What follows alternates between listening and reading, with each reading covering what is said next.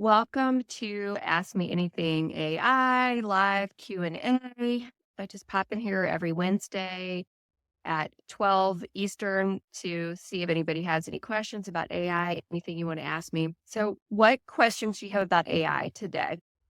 Just some things to talk about. I was invited to speak to a group practice on the spur of the moment. I hate public speaking. You guys might or might not know this about me. But in January, I made a resolution that if anybody asked me, I was just going to say yes, even though I hate it. So somebody did ask me to come in and talk to the group practice about AI. It was really fun. Even though I hate the public speaking part, I love the AI part. Just being able to do an introductory welcome to AI. Here's how it works in your practice. Here's all the things you can use it for. And just seeing people be like, oh my God, are you serious? Like I had no clue that I could even do that or that AI would do that. I don't even know how to use AI. So it got me thinking I probably should do a webinar, just like an intro to AI.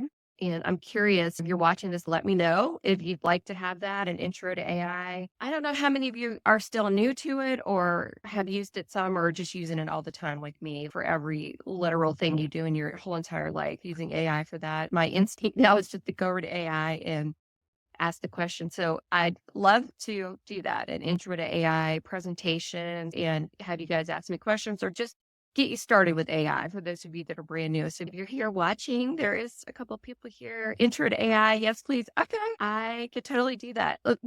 Letitia, let me just ask you, like, where are you with AI right now? Have you ever touched it? Do you do it sometimes? Have you used it at all for your private practice? I'd love to sort of gauge. Maybe I'll do a poll in the group to see where everybody is. But let me know because I did that presentation. And I was like, gosh, I haven't even done that in my own run your private practice with AI Facebook group yet. So I might do that with you all. And then another public speaking thing, a presentation for Nicole McCanson group practice incubator. I can't think of the name of it, but she has a program basically that helps therapists go from solo practice to group practice. She helps you scale and then eventually sell your business if you want to do that. She's amazing. She invited me in for a 4-part series with her members and her groups. I'm doing that. And we're going to talk about systemizing your private practice and ways you can use AI. So I thought maybe if I didn't have any questions today, I would just talk about a couple of those things. And Letitia says, yes, I use it for web copy or to gather ideas on marketing. Cool. Yeah. So you're kind of like that. You've got your feet wet a little bit. You're using it for some things. And I guess you're seeing the benefit of it. The thing about web copy and marketing is it's so crucial to program it around your voice, around your brand, around your niche as a therapist. Because if you don't, you're going to get really generic kind of answers that anybody could spot a mile away. If they see that copy on your website or in your marketing, it's like, oh gosh, AI wrote this. It's so AI, I can't even read it because it just looks way too familiar at this point because we've all seen it before.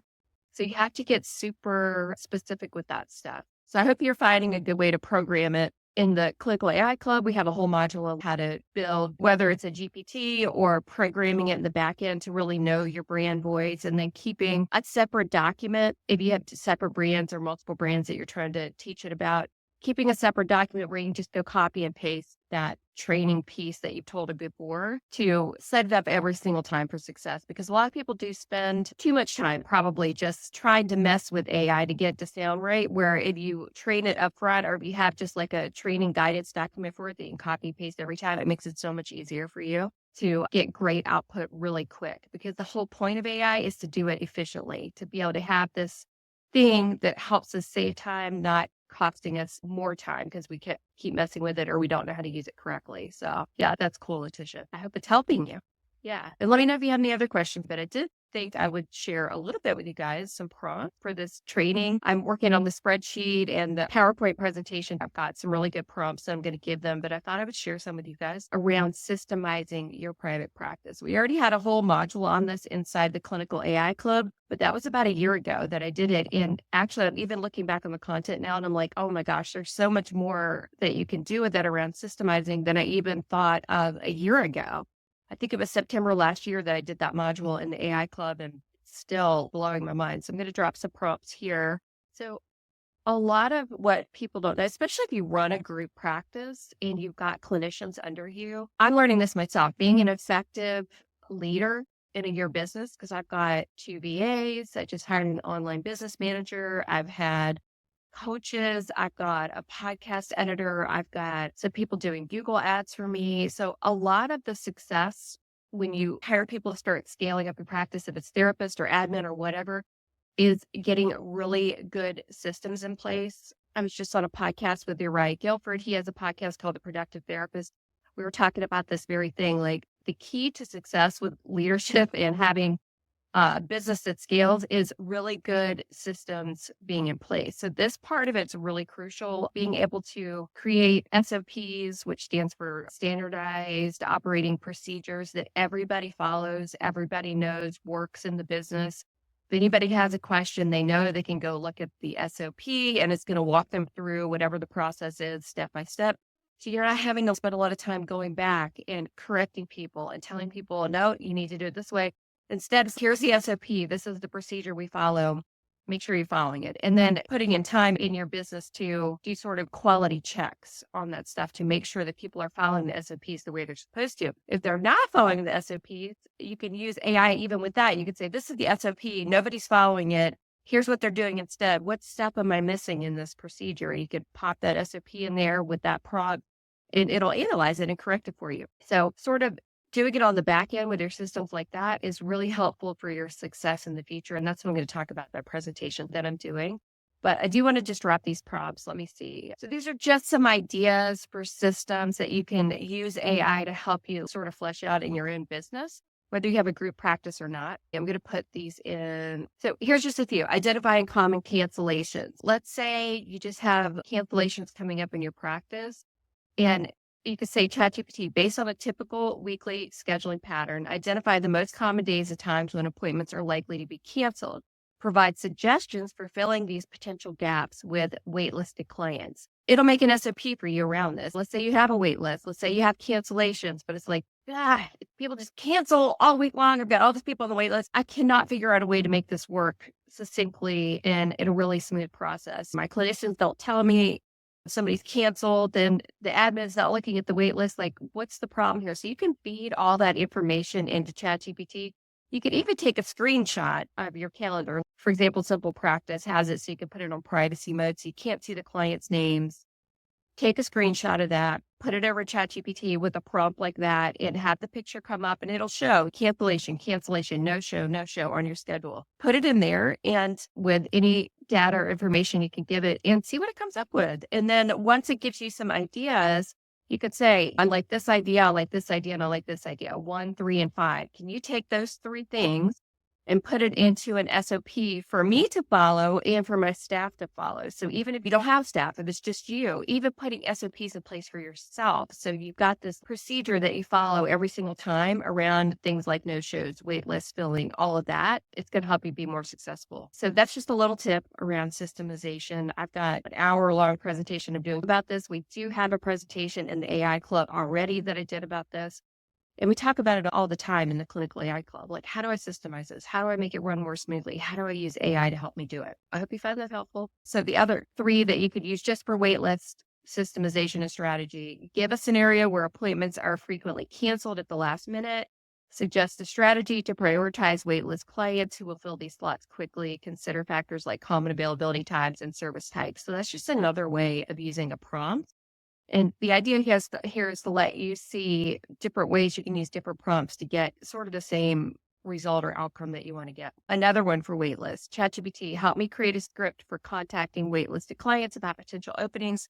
The script should be engaging and encouraging a quick response to fill available slots. So have ChatGPT write that for you. If you can't think what to say, ask ChatGPT. That'll be your new system, your new process for that. Dynamic scheduling approach based on data that shows higher cancellation rates during certain times of the day, suggests a dynamic scheduling approach to maximize clinic hours by offering those slots to waitlisted clients proactively. Or the summer slump, you could do it for that. So these are just some ideas. I hope it gets your brain going around different systemizing that you can do. Other categories that I talk about in the presentation I'm going to be giving is SOP prompts, how to actually make the SOPs that I'm talking about, client intake prompts. How do I make that intake process run more smoothly so I'm not missing people in the process, or they don't fill out the paperwork? How do I revamp that process to make sure it's a successful onboarding for the new client? And communication prompts, ways to communicate and keep retention with your clients in your practice. Just some ideas to get you going with that. And let me know if you have questions. And Letitia did say, how does AI help with Google Ads? Okay, there's tons of stuff we could talk about with this. One, with Google Ads, for example, if there's somebody's ad that you see that is really successful, they've got 1,000 likes, and you think this is great, I want to duplicate something like this. Take a screenshot of the ad and the copy that they put. Take the screenshot of the picture in the copy, put it over in ChatGPT and say, I want you to act as a Google Ad specialist. I want you to analyze this advertisement that's super successful. Here's my brand. Here's what I want to sell to my ideal client, and explain your ideal client. And then say, duplicate this ad to fit my brand, and pop that in there. And it's going to give you tons of ideas around how to duplicate that Google ad that you saw. So that's just one way to do it. Hope that's helpful. There's lots of things you can do with that. You can even put that into ChatGPT. How does AI help with Google Ads, and see what it comes up with, because it'll give you some really good ideas too. But the key, as we were saying earlier, Letitia, is just make sure that you've trained it on who you are so you get really good output. And you can even ask, how do I do a Google ad? It'll walk you through the process of how to do that. Take me step by step how to set up Google Ads for my business. It'll walk you through it. And she says, another question, what are your thoughts on using AI to streamline filling groups and figuring out the best way to screen for people that are the best fit, and then putting them in a flow that gets them signed up and started for the group? Okay, Letitia, I don't think you're in the AI club. I did an entire module on this that walks you through start to finish, from conceptualization of the idea all the way through everything that you're talking about right here. Honestly, the best way to do it is to take what you just wrote right there and put it into ChatGPT with a prompt. Here's my practice. Here's what I specialize in. Here's my ideal client. Here's the whispers I'm hearing from client to client to client that's prompting me to want to start this group. We always talk about this in building a business. What are you hearing people say over and over and over again?